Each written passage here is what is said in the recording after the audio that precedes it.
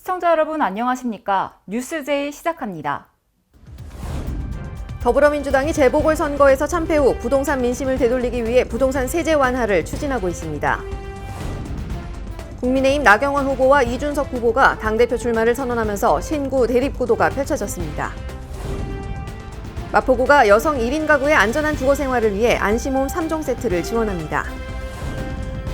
대전시가 탄소 중립 실천에 대한 시민 의견 수렴에 나섰습니다. 양산시가 신성장 동력 산업 기반을 구축하고자 다양한 공공기관 유치에 행정력을 집중하고 있습니다. 국회 소식입니다. 더불어민주당이 재보궐선거에서 참패 후 부동산 민심을 되돌리기 위해 부동산 세제 완화를 추진하고 있습니다. 더불어민주당이 지난 4월 치러진 재보궐선거에서 참패 후 부동산 민심을 되돌리기 위해 부동산 세제 완화를 추진하고 있습니다. 송영길 당대표는 취임 전부터 1주택자들의 종합부동산세 부담을 덜어줘야 한다는 뜻을 밝혔으며 김진표 위원장도 매물잠김 해소를 위해 양도세 중과 유예를 언급했습니다. 하지만 이 같은 발언은 당내 구성원들의 반발에 부딪혀 주춤하고 있습니다. 지난 20일 민주당 부동산특위는 전체 회의를 열어 재산세 감면안을 비롯한 부동산 세제 전반에 대해 논의했으나 내부 반발로 결론을 맺지 못했습니다. 1가구 1주택자들의 실수요 거래를 가로막는 세제상의 여러 가지 문제들 이런 것들도 아주 정교하고 면밀하게 검토해서 투기 수요를 자극하지 않는 한도 내에서 이런 규제들은 좀 완화할 필요가 있다고. 정해진 기간 내에 팔게 되면은 그 세제 약속했던 세제 혜택을 인정을 해주는 겁니다. 그런데 이 기간이 지나면은 그 약속했던 세제 혜택을 축소를 해 나가는 겁니다. 종합부동산세와 양도소득세, 대출규제 완화 등에 대한 당내 의견이 엇갈린 가운데 종부세는 부자 감세라는 당내 반대 논리에 밀려 정책 기조 유지로 가닥이 잡혔습니다. 당초 특위회의에서는 종부세 부과 기준을 공시가 9억 원에서 12억 원으로 상향 조정하는 방안이 거론됐으나 친문계를 중심으로 반대에 부딪혔습니다. 한편 지난 2020년 주택시장 안정화 방안으로 다주택자들이 보유한 주택 매도를 독려하기 위해 올 5월까지 유예 기간을 줬으며 6월 1일부터 추가 유예 없이 다주택자 양도세 중과는 바로 시행될 전망입니다. 1년 정도의 유예 기간을 설정을 했습니다. 양도세에 관한 적용은 내년 6월 1일부터 양도하는 주택분부터 적용하게 될 것입니다. 다시 말해서 내년 6월 1일까지는 이와 같은 양도세 부담을 감안하여 주택을 매각하라고 하는 그러한 사인으로 받아들여졌으면 좋겠습니다. 양도세 중과는 6월 1일 이후 발생한 매매건부터 적용되며 양도세 중과율은 종전보다 10%포인트 인상되고 3주택자의 경우 차입금이 10억 원을 초과하는 경우 최고 75%의 세율이 적용됩니다. 여기에 지방소득세 10%까지 합쳐지면 실효세율은 82.5%에 달할 전망이며 이는 3주택자가 자신의 주택 가운데 10억 원이 넘게 오른 주택을 팔 경우 8억 원이 넘는 돈을 세금으로 내야 합니다. 이를 두고 여당 내부에선 의견이 갈리고 있는데 특히 1년이나 시행을 미뤘는데 다주택자들이 매물을 내놓지 않고 있다는 의견이 우세한 상황입니다. 다만 세금은 민심과 직결된 문제여서 논란은 장기화될 수밖에 없으며 집값 급등으로 대상자가 크게 불어난 종부세의 경우 내년 대선이 가까워질수록 정책선의 압력이 커질 것으로 보입니다. 국민의힘 나경원 후보와 이준석 후보가 당 대표 출마를 선언하면서 신구 대립구도가 펼쳐졌습니다. 국민의힘 전당대회 후보 등록 시한을 이틀 앞둔 20일 당대표 경선 대진표가 사실상 확정됐습니다. 지난 20일 4선의 나경원 후보와 초선의 이준석 후보가 당대표 출마를 선언한 가운데 이미 당대표 출마를 선언한 김웅 후보, 주호영 후보 등 신구 간의 대결 전선이 구촉됐습니다. 제가 이 당의 대표로서 이끌어가는 것이 필요할 때다라는 그런 판단으로 이 자리에 섰습니다. 다른 나오신 훌륭한 후보들이 당을 맡아주시는 것도 가능하지 않을까 이런 고민을 했고요. 나 후보는 이렇듯 자신이 당대표의 적임자임을 강조했고 이준석 후보도 같은 날 국민의힘 당사에서 기자회견을 열고 청년 표심 공략을 위한 방안으로 개방과 경쟁을 내세우며 지지를 호소했습니다. 제가 당대표가 되면은 극단적인 주장 그리고 극단적인 수단과 완전하게 결별하겠습니다. 이준석과 함께라면 이번 전당대회로 우리는 불가역적으로 보수를 개혁하고 대한민국을 바꿀 수 있습니다. 두 후보의 출마 선언으로 당대표 대진표는 최종 8명으로 완성됐습니다. 중진그룹으로 나경원 후보와 주호영 후보, 홍문표, 조경태, 윤영석 후보가 나섰고 신진그룹은 김웅, 김은혜, 이준석 후보가 출사표를 던진 상태입니다. 변화를 외치는 초선 청년 주자들과 달리 통합과 안정을 강조하는 중진 주자들은 경선에서 70% 비중을 차지하는 당심 잡기에 신경이 몰려 있습니다.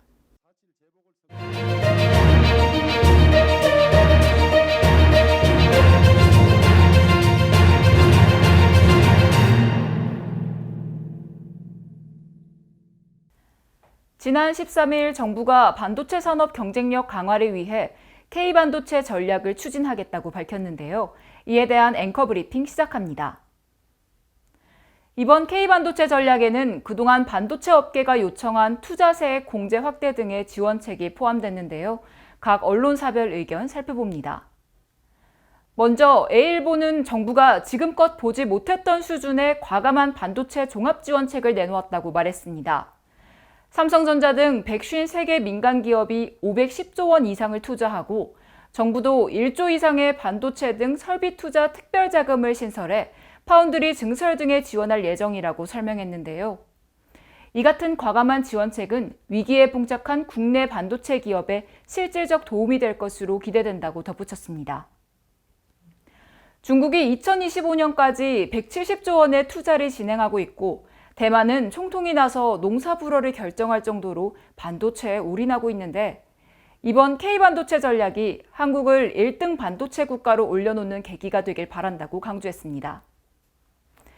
이어 B일보는 반도체 밸류체인별 거점을 연결하는 K반도체 벨트를 구축하고 관련 기업의 세제, 금융, 인프라, 인력 등 전 분야를 전방위로 지원하겠다는 것이 핵심 내용이라고 설명했습니다.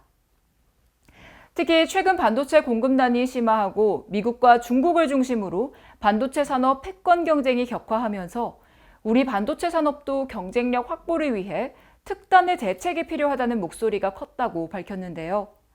민간이 더불어 협력하면 글로벌 반도체 산업계에 일고 있는 큰 파고를 넘겨 반도체 선도 국가로서의 지위를 확고히 다질 것으로 보인다고 강조했습니다. 또한 이 같은 대책이 일회성에 그치지 않고 장기적인 관점에서 안정적이고 속도감 있게 추진되길 기대한다고 덧붙였습니다. C일보는 정부와 기업이 반도체 경쟁력 강화에 나선 것은 글로벌 반도체 전쟁이 급박하게 진행되고 있으며 미국과 중국 등이 반도체를 전략 물자로 정해 대대적 지원과 투자에 나서고 있다고 말했습니다. 글로벌 반도체 전쟁에서 승리하려면 정부 지원과 기업 투자가 시너지를 창출하는 게 중요하다며 정부가 제조시설 관련 규제를 손보겠다고 한 것이 말로만 그쳐선 안 된다고 꼬집었습니다. 이처럼 전 세계적으로 반도체 패권 경쟁이 심화되고 있는 상황에서 기업이 핵심 기술 확보와 양산시설 확충에 적극 나설 수 있도록 민관이 합심해야 할 때입니다. 수도권 소식입니다. 강북구가 전기와 도시가스, 수도 등의 사용 실태를 파악한 뒤 에너지 절약 방법을 알려주는 무료 진단 서비스를 제공합니다. 선착순 200가구를 대상으로 진행되는 이번 진단 서비스는 코로나19의 확산 방지를 위해 비대면 전화 상담으로 운영됩니다. 강북구가 불필요하게 낭비되는 에너지를 찾아내 이에 대한 절감 방안을 안내해주는 온실가스 무료 진단 컨설팅을 실시합니다. 컨설팅에는 그린리더 양성교육과정을 이수한 전문 컨설턴트가 참여해 전기와 도시가스, 수도의 사용 실태를 확인하게 됩니다. 이와 함께 이들 컨설턴트는 대기전력 측정과 가전제품 점검 등을 통해 맞춤형 절약법을 제시하게 됩니다. 강북구는 6월 말까지 선착순으로 200가구를 접수받아 5월부터 7월까지 석 달 동안 컨설팅을 실시할 예정입니다. 현장 방문 형식으로 진행되던 진단 서비스는 코로나19의 예방을 위해 비대면 전화 상담으로 대체됩니다. 에너지 사용량의 변화에 따른 절세 효과의 경우 가정은 연평균 5만 원, 상가는 17만 원, 학교는 140만 원으로 알려져 있습니다. 신청을 희망하는 주민은 강북구청 환경과로 연락하거나 방문하면 되고 신청서를 작성한 뒤 팩스로 접수해도 됩니다. 여성 1인 가구는 계속해서 늘어나고 있지만 그에 대한 안전방침은 아직 미비한 현실입니다. 마포구는 여성 1인 가구의 안전한 주거 생활을 위해 안심홈 3종 세트를 지원합니다. 마포구가 마포에 거주하는 여성 1인 가구의 안전한 주거 생활을 위해 안심홈 3종 세트를 지원합니다. 지원 물품은 외부에서 문 열림이 감지되면 앱이나 문자 알림이 전송되는 문 열림 센서, 창문 이중 잠금을 통해 외부에서 창문을 여는 것을 막아주는 창문 잠금 장치, 비상시 당기면 경보음과 함께 지인 및 112에 자동 전송되는 휴대용 비상벨입니다. 대상은 마포구 거주 여성 1인 가구 중 전세보증금 1억 5천만 원 이하인 주택 거주자입니다. 5월부터 넉 달 동안 매월 1일부터 15일까지 신청을 받습니다. 마포구 건강가정 다문화가족 지원센터 누리집에서 신청서를 내려받아 작성하고 주민등록 등본, 임대차 계약서와 함께 이메일 또는 우편으로 제출하면 됩니다.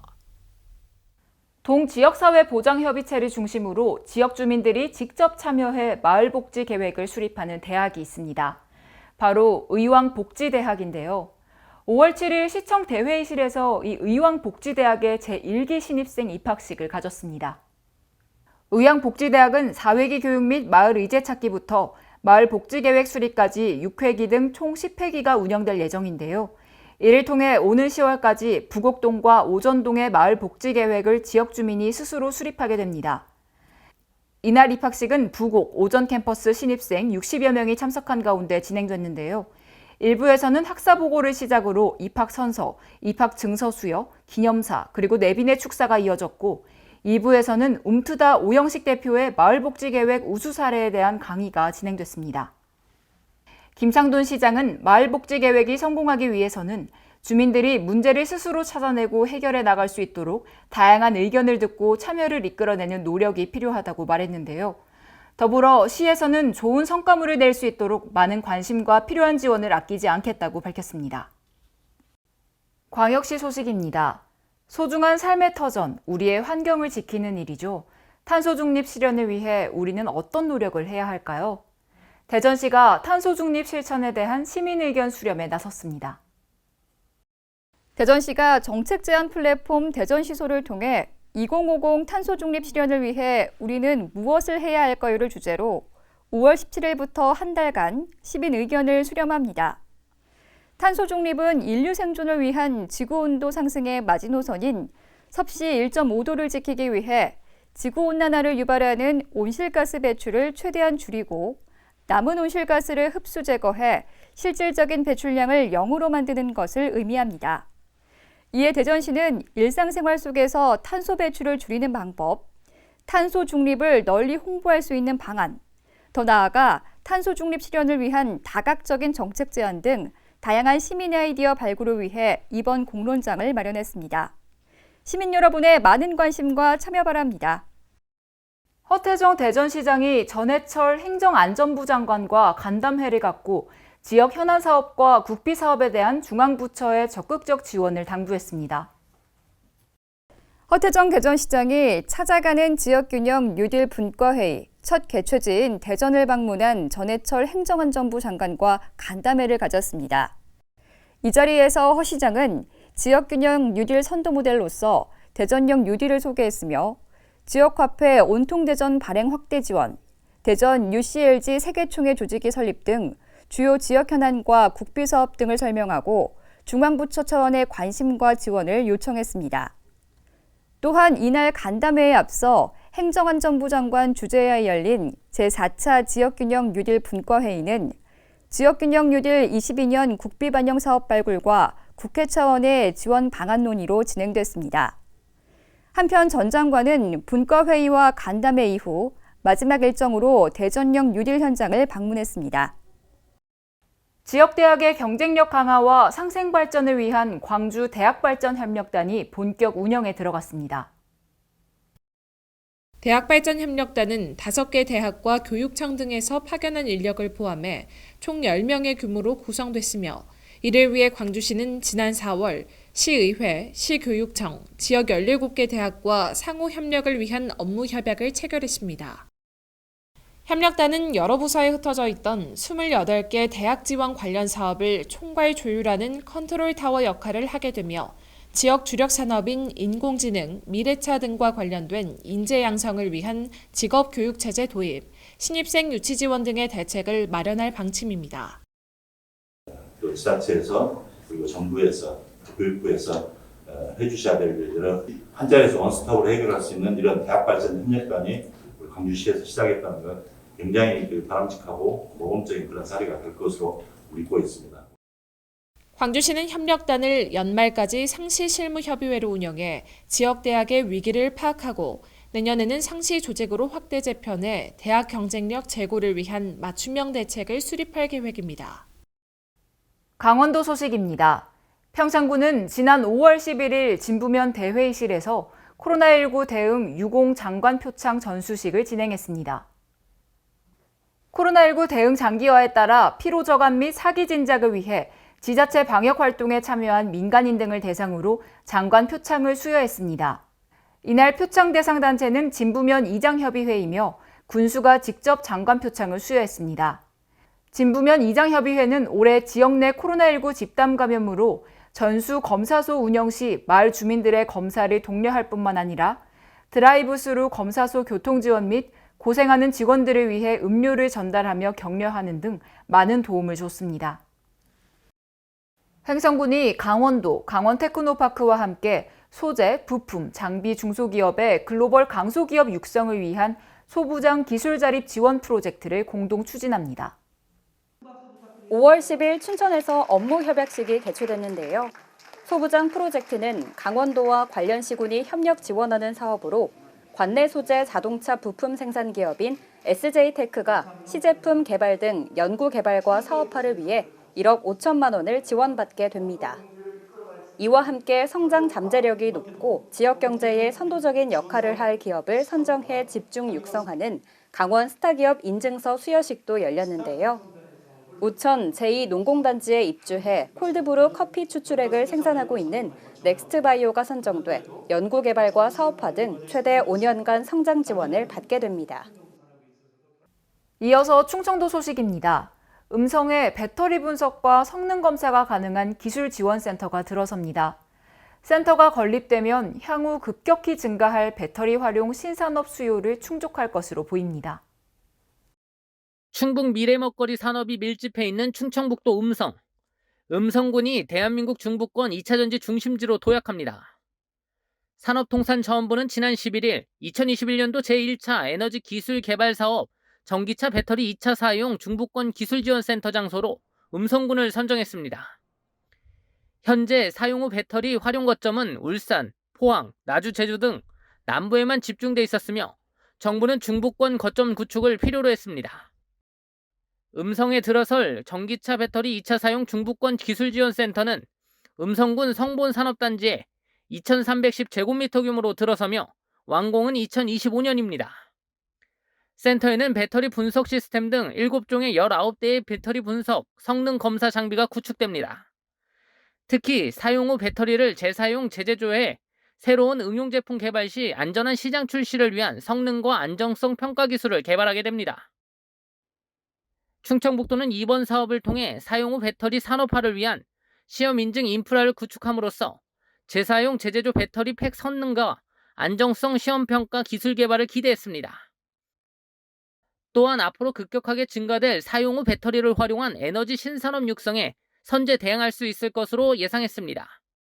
축구를 통한 꿈의 메신저, 한국 축구를 널리 알리는 축구 외교사절 박지성과 함께하는 JS컵 유소년 축구대회가 건강한 도시 보령시에서 개최됩니다. 지난 18일 보령시청 중회의실에서 만세 보령머드 JS컵 U12, U11 유소년 축구대회 보령 개최에 따른 협약식이 열렸습니다. 이날 협약에 따르면 보령시와 JS재단은 향후 3년간 매년 8월에 12세 이하 24개 팀, 11세 이하 24개 팀 등 총 48개 팀이 참가하는 대회를 개최합니다. JS컵 U12는 아시아 축구 꿈나무들에게 국제적 축구 교류 기회를 제공하기 위한 국제 유소년 축구대회로 2014년부터 2017년까지 강원도 평창에서 최초로 개최한 바 있는데요. 보령시는 이번 대회 유치로 명실상부한 스포츠 명품 도시로 거듭날 것을 전망하고 있습니다. 경상도 소식입니다. 양산시가 신성장 동력산업 기반을 구축하고자 다양한 공공기관 유치에 행정력을 집중하고 있습니다. 먼저 식약처 산하 공공기관인 천연물 안전지원센터 구축 사업은 대통령 지역 공약인 동남권 의생명특화단지 조성 과제에 포함된 것으로 부산대 양산 캠퍼스 내에 사업비 362억 원을 들여 오는 2025년까지 구축한다는 계획입니다. 또한 양산을 재난안전 산업 클러스터로 만드는 것을 목표로 행정안전부 산하 내진설비산업지원 인증센터 구축 사업도 추진하고 있습니다. 양산시는 또 과학기술정보통신부가 주관한 지역의 미래를 여는 과학기술 프로젝트 사업 공모회, 한국전기연구원과 경남도, 관내외 업체 등과 컨소시엄을 구성해 지난 4월 신청하고 선정 결과를 기다리고 있습니다. 지진 피해 구제 지원금 지급으로 포항 지진 상처 회복에 첫 발을 뗐습니다. 하지만 피해 인정 범위나 지원 한도 등 아쉬운 부분도 있는데요. 완전한 지진 피해 회복을 위해 포항시가 발벗고 나섰습니다. 지난 10일과 11일 포항 지진피해구제심의위원회의 쟁점특별위원회가 지진 피해가 큰 공동주택의 지원금 지급 검토를 위한 2차 심층조사를 위해 현장을 방문했습니다. 현장 조사에는 피해구제심의위원회 쟁점특별위원장을 비롯해 건축 전문가, 지진피해조사단, 입주자 대표 등이 참석했습니다. 조사 대상 공동주택은 한미 흥해 그린맨션, 만서 세화타운 1, 2차 등 7개소이며 지진 당시 소파 판정을 받았으나 피해가 큰 공동주택을 위주로 조사를 실시했습니다. 이에 이강덕 포항시장은 조사가 진행 중인 현장을 찾아 피해 주민에 대한 충분한 지원을 요청했습니다. 이강덕 시장은 지진특별법이 촉발 지진으로부터 피해를 입은 주민들의 어려움을 구제하기 위한 것인 만큼 특별법의 취지를 살려 실질적이고 충분한 지원을 부탁한다고 말했습니다. 한편 포항시가 산업통상자원부와 피해구제심의위원회에 지진피해 지원 확대를 지속적으로 건의한 결과 공동주택 공용 부분의 지원 한도가 당초 1억 2천만 원에서 5억 원으로 상향돼 입법 예고 중입니다. 시는 앞으로도 피해구제심의위원회 및 지진피해조사단과 긴밀하게 협의해 지원금 지급 기준이 폭넓게 산정되도록 최선을 다할 계획입니다. 전라도 소식입니다. 여수 밤바다가 스마트 관광도시 조성 사업을 통해 더 아름다워집니다. 스마트 관광도시 조성 사업은 국비 35억 원과 도비 7억 원, 시비 28억 원을 포함해 총 70억 원의 사업비로 밤바다와 디지털이 만나 반딧불로 경험하는 밤딧불 여수여행이라는 주제로 스마트 관광을 구현하게 됩니다. 이순신 광장부터 낭만포차에 이르는 1.5km의 종포 해양공원 일원에 미디어 파사드와 드론 라이트쇼, 버스킹 등을 통해 색다른 스마트 경험을 제공할 예정입니다. 장수군이 코로나 확산세가 심해지자 국민들의 불안감을 해소하기 위해 10일간 멈춤운동 캠페인을 시작했는데요. 자세한 내용 강석훈 기자가 취재했습니다. 전북 장수군의 한 거리, 지나다니는 사람이 없어 시간이 멈춘 것처럼 보입니다. 최근 장수시장 관련 코로나 확산세가 심각해지자 국민들의 불안감을 해소하기 위해 10일간 멈춤운동 캠페인을 시작한 모습입니다. 국민들은 해당 캠페인에 대해 긍정적인 반응이지만 확진자 발생 당시 장수군의 초동 조치에 아쉬움도 함께 털어놨습니다. 지난달 25일부터 이달 18일까지 총 32명의 확진자가 발생했는데 밀접 접촉자가 다녀간 음식점에 대한 조치가 부족했다는 겁니다. 그러니까 어르신들이 와서 주로 어르신들이 많이 다니는 곳이거든요. 그러니까 그것이 지금 더 확대가 돼서 참 지금 그 잠복 기간이 2주라고 하는데 그때 당시에 조치를 취했어야죠. 그 당시에. 접촉자가 다녀간 이후 해당 음식점 주방 일을 하던 A씨와 종업원들에 대한 코로나 검사는 음성이 나왔지만 많은 사람들이 드나들던 사랑방 역할을 하는 장소라 폐쇄 조치나 격리 조치가 이뤄져야 했다는 겁니다.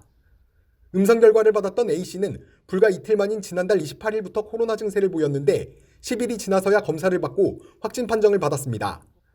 결국 지역 사랑방 역할을 하던 음식점이 10일간 아무런 제지도 없이 자율 운영되다 보니 장수시장 관계자마저 현 상황에 답답함을 토로했습니다. 접촉자가 그 가게 다녀왔으니까 조치를 취해야 되는 거 아니냐고 상인회에서 그랬어요. 폐쇄된 격리도 해야 되지 않냐 그랬는데 약도 많이 좋아졌고 괜찮다고 했거든요. 더군다나 확진 판정을 받기 전 A씨는 기침과 두통 등의 증세를 보여 수시로 가게 문을 닫았고 장수군에 해당 사실과 함께 재검사를 요청했던 것으로 드러났습니다.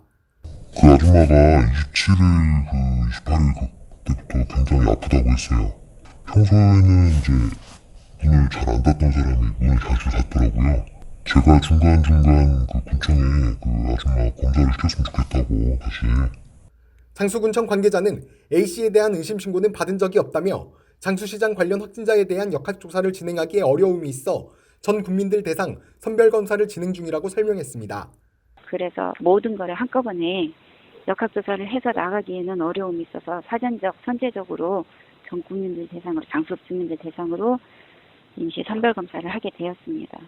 청정지역으로 꼽혔던 장수군이 코로나 대응 방법과 심각성에 대한 인식 부족으로 국민들의 불안감을 현실로 만든 것은 아닌지 의문이 제기되고 있습니다. 지금까지 전북에서 강석훈이었습니다. 임실군 옥정호 수변에 작약꽃이 활짝 펴 탐방객들로부터 많은 사랑을 받고 있습니다.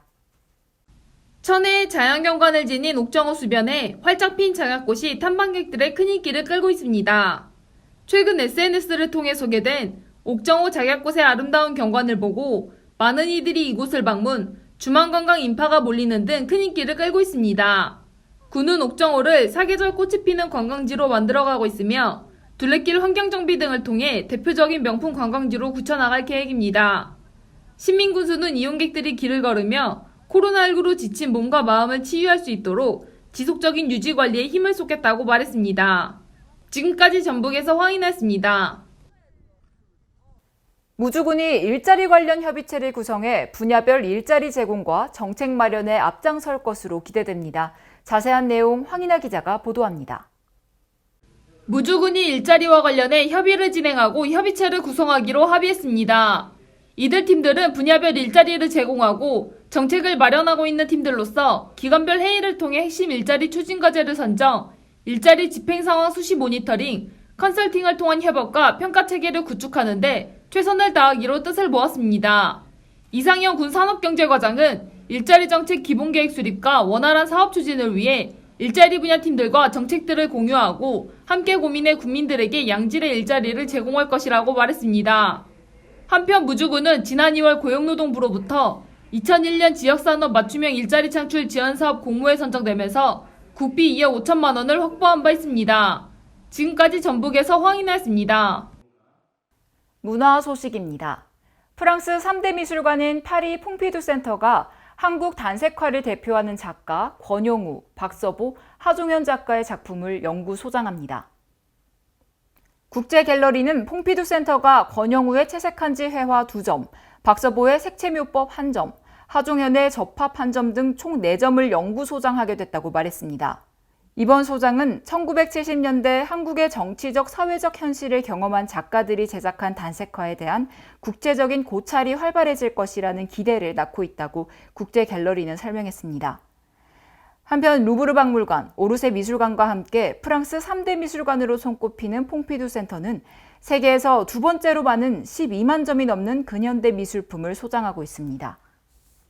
5.18 민주화 운동을 가해자의 시각에서 풀어낸 영화 아들의 이름으로가 개봉 첫 주 10,000명을 돌파했습니다. 독립영화로서는 의미 있는 기록인데요. 5.18 41주년을 맞아 영화와 뮤지컬뿐 아니라 젊은 층을 겨냥한 글꼴까지 나왔습니다. 5.18 광주 민주화 운동을 소재로 한 영화 아들의 이름으로가 17일 기준 누적 관객 수 15,000여 명을 기록했습니다. 이는 독립예술영화 박스오피스에서 미나리에 이어 2위를 차지하고 있으며 예매율 역시 5.18 민주화 운동을 소재로 한 다큐멘터리 좋은 빛, 좋은 공기와 함께 상위권을 기록하며 의미 있는 성적을 거두고 있는데요. 아들의 이름으로는 1980년 5월 광주에 있었던 오채근이 아들과의 약속을 지키기 위해 반성 없는 자들에게 복수하는 이야기를 그리고 있습니다. 아시아 최대 규모 아트페어인 아트바젤 홍콩이 21일 홍콩 컨벤션 센터에서 막을 올렸습니다. 지난해 코로나 바이러스 사태로 한 차례 취소된 아트바젤 홍콩이 이번에는 오프라인과 온라인을 결합한 방식으로 막을 올렸습니다. 올해는 23개국 104개 갤러리가 참여했으며 가고시안, 글래드스콘 등 세계적인 갤러리들이 이름을 올렸습니다. 특히 국제갤러리 현장에 한국 단색화 거장 이우환의 단독 부스를 마련했으며 아라리오 갤러리는 홍콩 현지에서 필리핀 작가 뷰엔 칼루바얀 작품도 전시했습니다.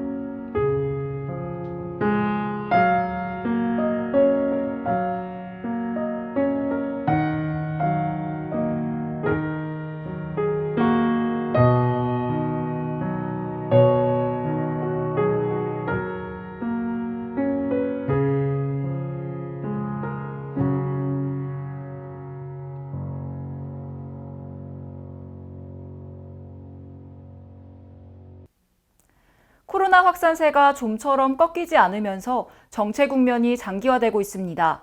이에 따라 현행 사회적 거리 두기도 13일까지 3주 더 연장됐는데요. 학교나 음식점 등 일상 공간에서 집단 감염이 잇따르는 데다 봄철 모임까지 늘고 있어 확진자 규모가 더 커질 우려가 있습니다. 특히 감염원을 알 수 없는 확진자가 지속적으로 발생하고 있는 만큼 개인 방역수칙 준수가 무엇보다 중요한 시점입니다. 이상 뉴스제이 마칩니다. 시청해주신 여러분 고맙습니다.